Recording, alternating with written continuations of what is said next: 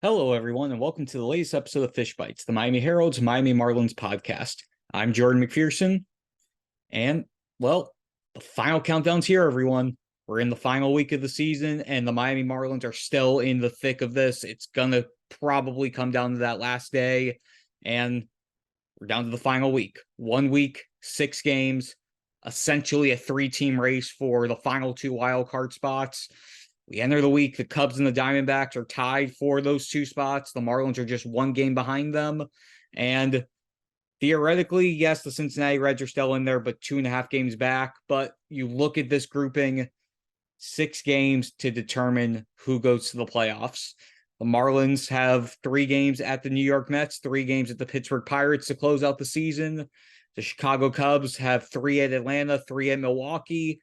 And the Arizona Diamondbacks have 3 against the White Sox and then 3 at home against the Houston Astros. So it really could be anyone's game for who gets those spots. For Miami specifically, they just need to have 1 more win than Chicago or Arizona down this final stretch. If they're tied with either of those 2 teams, they get in. So remember, Miami has the tiebreaker against both Arizona and Chicago. The Marlins won 4-2 against the Cubs and 4-2 against the Diamondbacks. First tiebreakers head-to-head record in the season series. Miami automatically advances past both of them.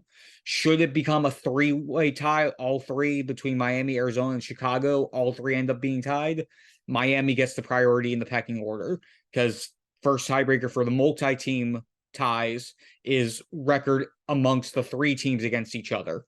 Miami went 8-4 against Arizona and Chicago. Arizona went 8-5 against the 2 of them, 2-4 against Miami, 6-1 against Chicago. Chicago went 3-10. So within this scenario, Miami would be the number 2 wild card, Arizona would be the number 3, the Cubs would be knocked out.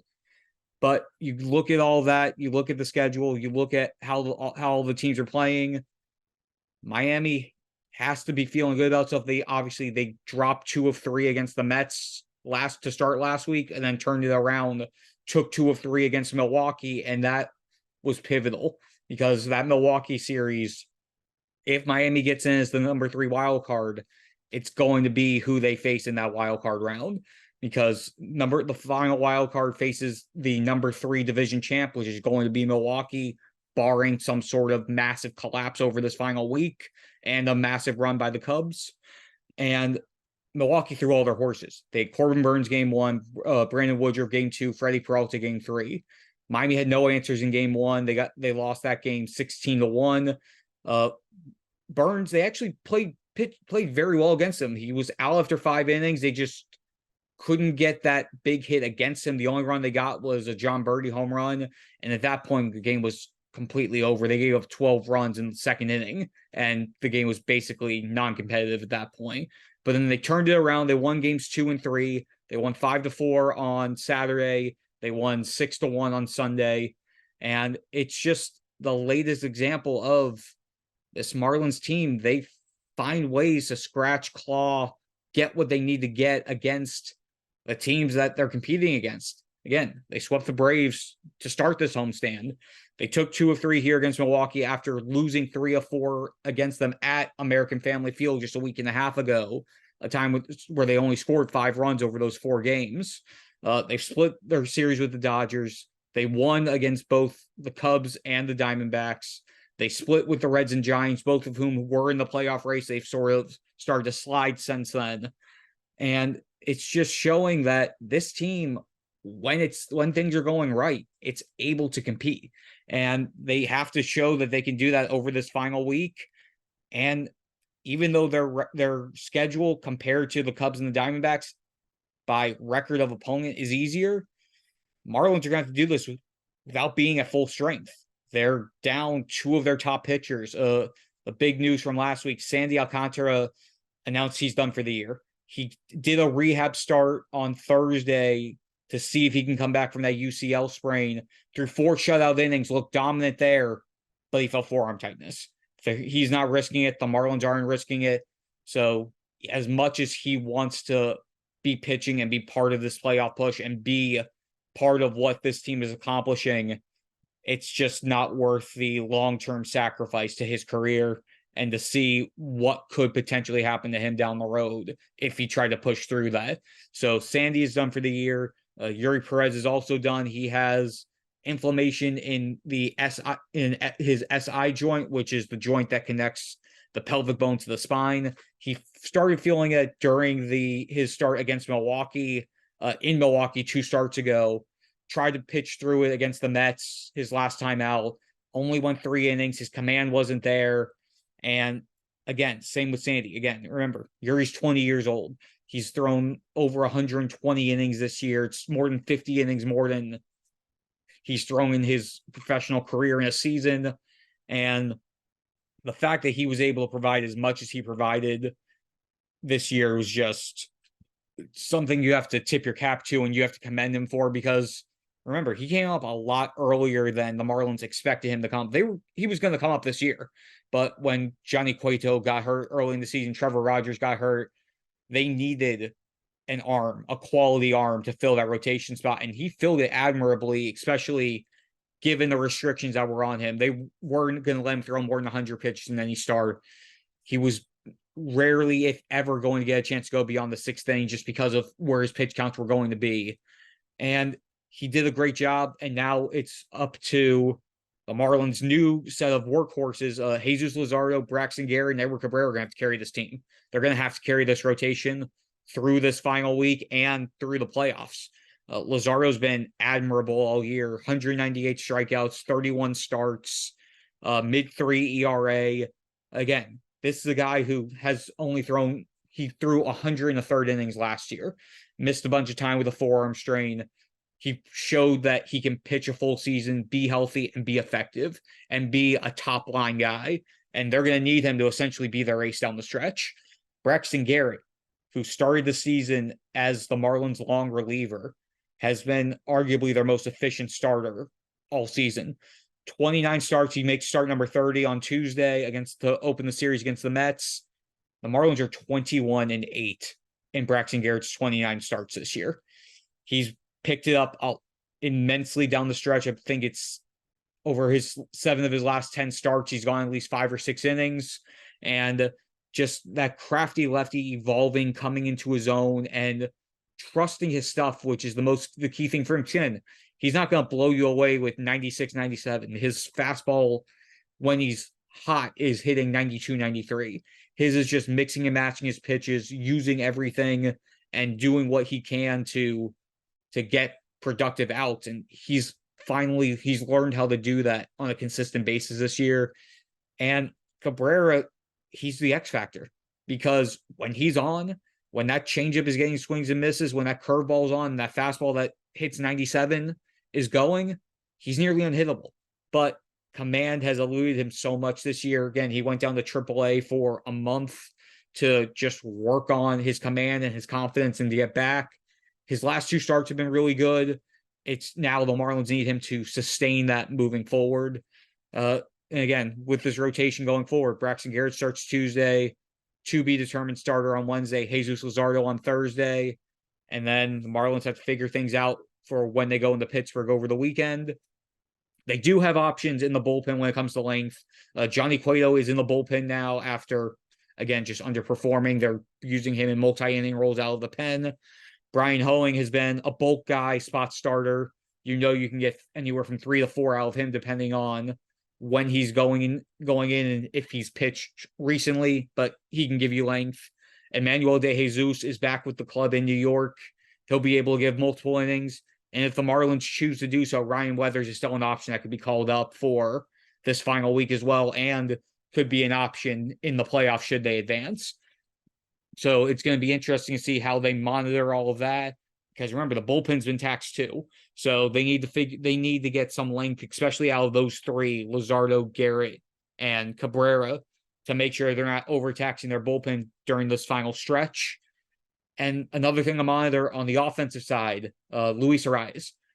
He missed 3 games this past week after twice injuring his left ankle. On Tuesday, he was a late scratcher in the lineup after tripping on the ground ball while doing pregame fielding work. He missed Tuesday and Wednesday against Milwaukee, the 2 games that the Marlins won in that series. and then he missed the series finale. Or sorry, that was against the Mets. My apologies. They won one of those two games, and then he slipped on the dugout going into the dugout after the eighth inning when Tanner Scott's when the Marlins. Let me rephrase that. When the Marlins have their closer coming onto the mound, they do their light show. The lights go down, the crowd oohs and ahs. The pitcher runs out to the field in basically pitch black. Arise was going back to the dugout after lining out in the eighth inning, slipped on the final step, retwisted his ankle, didn't come back out for the ninth, didn't play on Sunday when the Marlins won their series finale against the Brewers. He's hoping to be okay for this final week, but there's nothing is guaranteed at this point. Again, twisting ankle twice in the span of 4 or 5 days. It's not ideal. It's not good. He was hobbling in the clubhouse on Sunday. There was a photo on Marlins social media when they were showing all of their rookies in their dress-up costumes for their trip to New York. Arise was seen in the background in a walking boot.